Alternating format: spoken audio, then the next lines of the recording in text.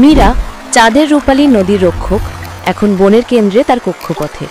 নদী শান্ত, বন বাস্তুধর্মে পূর্ণ, কিন্তু মীরার হৃদয় জানত শান্তি চিরন্তন নয়।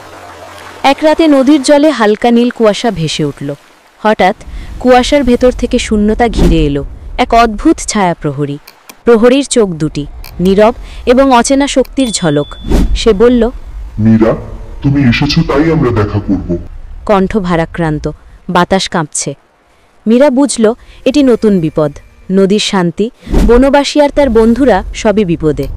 পরের দিন মীরা বন জুড়ে দেখা দিল। গাছগুলো যেন অচেনাভাবে বাঁকানো, পাতা কাঁপছে, পাখিরা নীরব।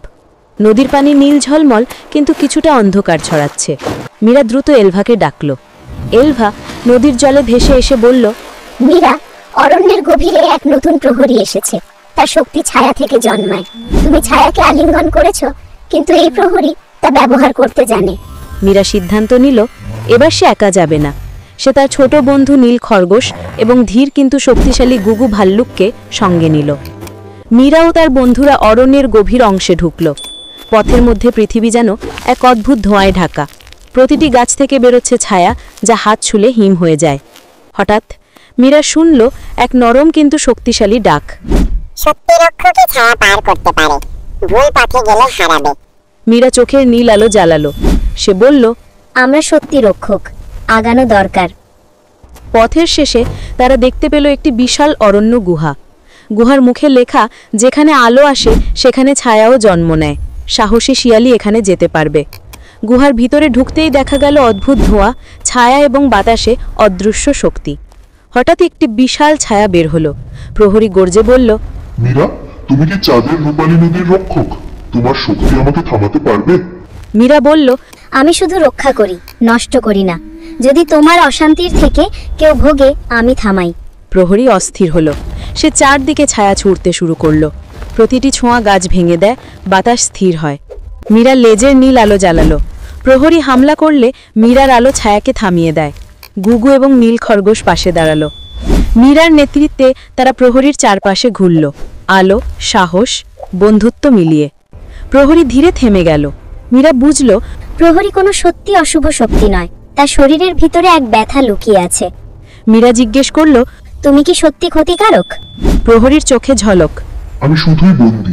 যিনি আমাকে আবিষ্কার করেছেন তার ছায়া শক্তি আমার উপর চাপিয়েছে। আমি শুধু স্বাধীন হতে চাই।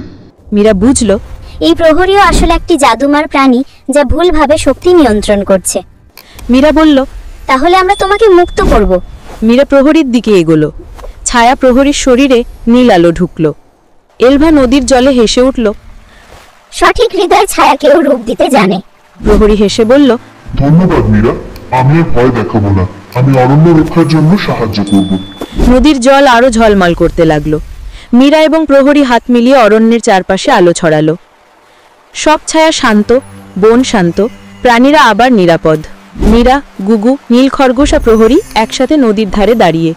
এলভা বলল, মীরা, তুমি শুধু চাঁদের রূপালী নদীর রক্ষক নও, এখন তুমি অরণ্যের সকল রহস্যের রক্ষক। মীরা চুপচাপ নদী দেখল। নীল আলো তার লেজে জ্বলছে, প্রহরীর ছায়ার বনবাসীদের শান্তি মিলছে। সে বলল, যখন সাহস, বুদ্ধি এবং বন্ধুত্ব একত্র হবে, তখন কোনো অন্ধকার দীর্ঘস্থায়ী হয় না। মীরা শিখল যে সত্যিকারের শক্তি শুধু নিজের জন্য নয়, প্রতিটি অরণ্য, নদী, প্রাণী এবং বন্ধুর জন্য যখন কাজ করা হয়, তখন আলো এবং ছায়ার ভারসাম্য বজায় থাকে। এখন মীরা শুধু নদীর নয়, পুরো অরণ্যের রক্ষক। যে কোনো বিপদ আসুক, মীরা তার বন্ধু এবং প্রহরী মিলিয়ে সব অন্ধকার দূর করতে পারে। মীরার গল্প শেখায় সাহস, বুদ্ধি, বন্ধুত্ব এবং হৃদয় মিলিয়ে সব জাদুময় বিপদ মোকাবিলা করা সম্ভব।